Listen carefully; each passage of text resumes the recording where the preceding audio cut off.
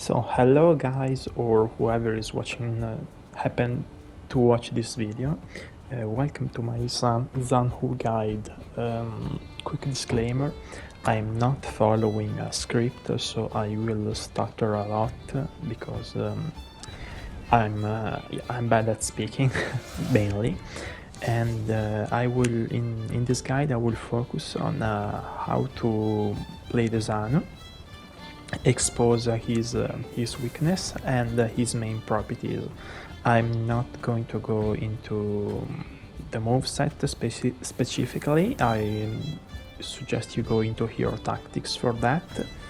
But yeah, without further ado, let's start with the guide.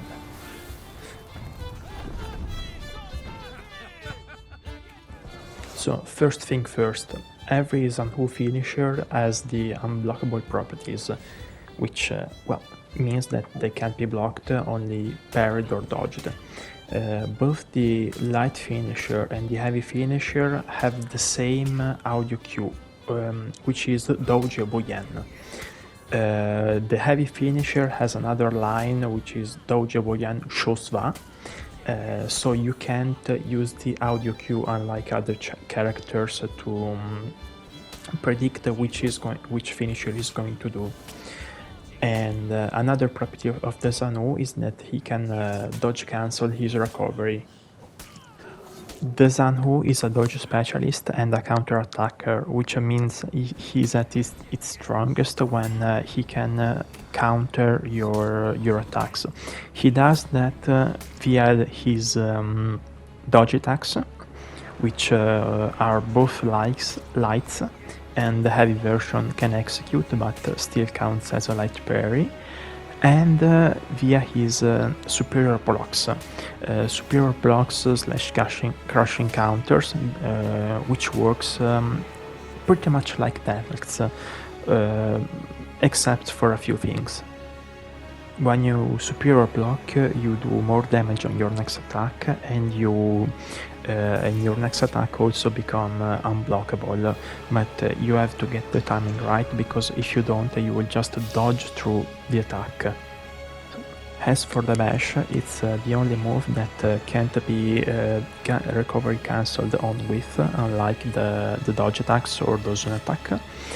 And it's very reactable, so it can be a decent opener maybe in the ganks, but be careful of using it in the 1v1s. If you don't want to get GB'd, you can buffer a light or heavy into feint, but any character with a dodge attack will counter the whiffed bash very easily. You can also get GB'd out the first part of your dodge attack, because the attack does not come out instantly, and other characters' dodge attack are vastly superior to the Zhanhu. So how do you play the guy? Well, you can't exactly do steering contest in hope of beating superior blocks, and you can't just react to attacks to have superior blocks. Your kit allows you to be very aggressive, and especially in team fights with your external attacks. So I suggest you in 1v1 situations to practice, maybe against some bots, and just get a feel for the character, because he doesn't really have combos except for starter, zone, and well, finisher or feint.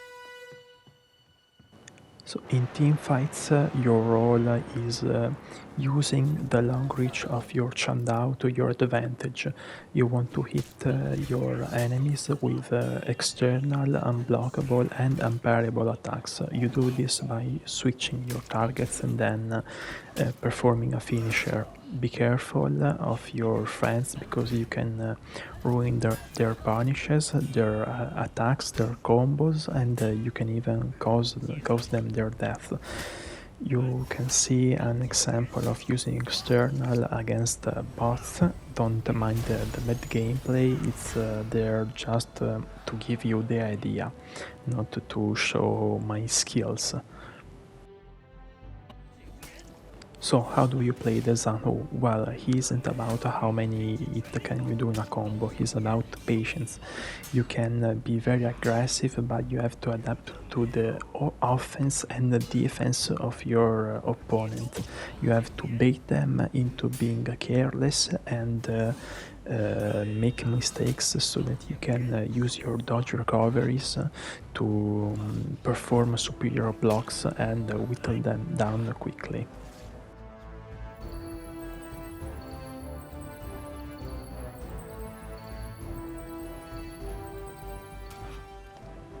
As for the counters, I'll try to be light speed.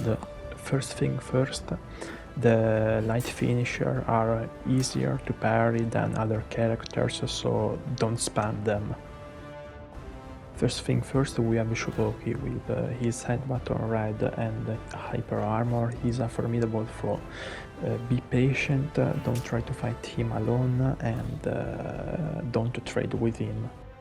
Next is the Warden. This is more of a skill matchup, but his dodge, his shoulder bashing to GB can grab you out of your dodge attacks very reliably, so don't spam dodge attacks. Same thing can be applied to the Kyoshin. With a good bait into Kaze stance, you can get blocked and punished very hard for it. Same thing goes for his dodge attacks. His dodge attacks are vastly superior to the Zhanhu, so he will punish you for bad dodge attacks.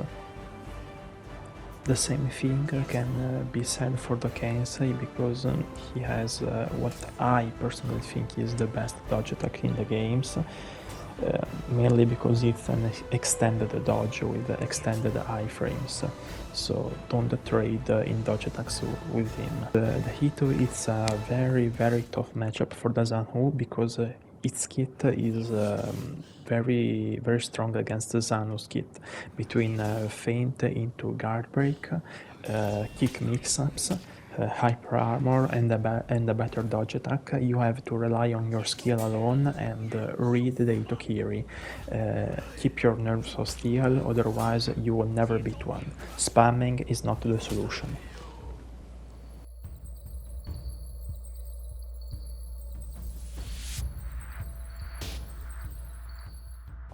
Now I will talk briefly about his feats and his perks.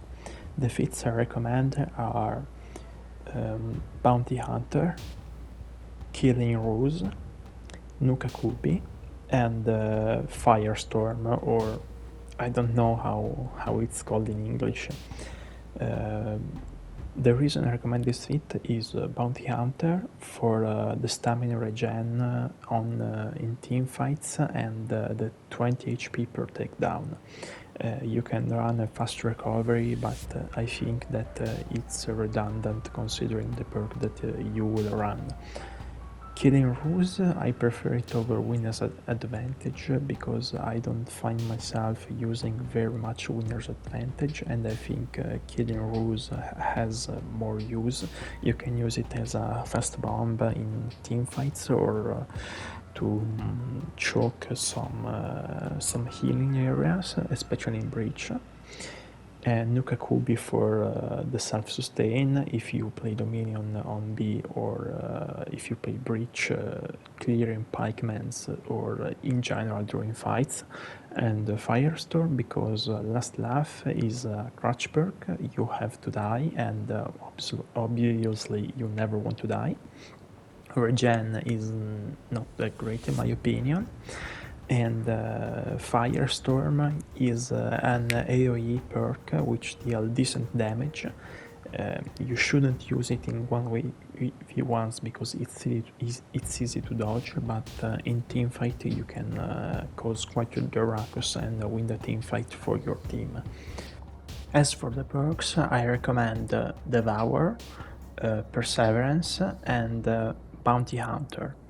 Devour, because you get 10 more HP on execution, and I don't think that the other minor perks, except for perseverance, are worth it, considering that I don't like perks that require you to die, like upon re-entering you receive a 25 HP shield, and Aged Zhanhu doesn't really have any way to access the shield except for the shield bonus, but unless you're playing Elimination or Breach, I would not rely on that, even in those situations. And Perseverance, because reducing your stamina cost is always good. And Bounty Hunter, because you get 16 more HP once you've done an execution on all 4 foes. You could go with the perk that allows you to restore 20% of your stamina when you are out of stamina once you block parry or counter Yardbreak. But first, you shouldn't be out of stamina with Nuke Kubi and Perseverance. First thing first, and especially if you run fast recovery. Second, you should never try to parry out of stamina. I recommend you dodge the unblockables. I sometimes still make this mistake. I do not wait for the last second and then dodge. Against the Warden, always try to parry out of stamina, and it's a bad habit, which results in half of my HP bar to be vanished into dust. And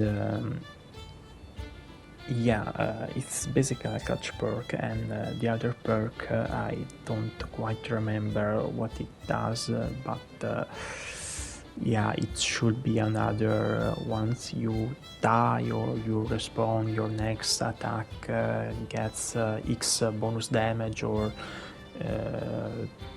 it should be, if I recall correctly, once you are in critical health, you receive 30% reduced stamina cost, which is not great, considering that you need to be like around when your screen starts to flashes, and you already have low stamina cost by this point, so it's totally useless. Zhanhu does not have access to a lot of great perks.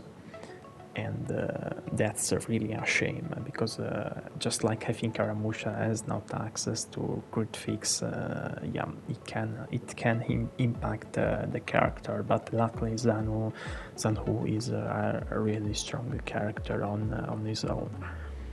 And as for the rest, that's about it. I hope this guide was useful to you. I hope I explained myself in a decent way and I made my message clear. And I will make more guides, so if you happen to stumble upon this one, if you want to watch out for some others,